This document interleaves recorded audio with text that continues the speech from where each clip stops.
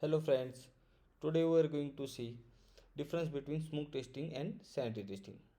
Smoke testing. When developer send build for testing to tester, then we perform smoke testing. In this testing, we check build is stable for testing or not. If build is not stable for testing, then we reject the build, or if build is stable for testing, then we go for deep down testing.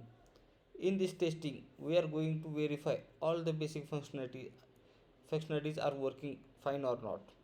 This testing is also called as a confidence testing, zero level testing, or build acceptance testing.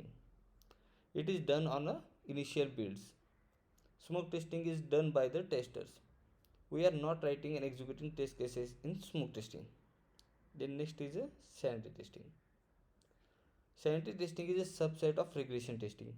In this testing, we check basic and critical functionality of the application. Sanity testing is quick and speedy. In this testing, we are not writing and executing test cases. It is done on a stable builds. When major bug fixed or customer change in requirement or new functionality is added, then we go for a sanity testing. That's it. Thank you. Keep learning.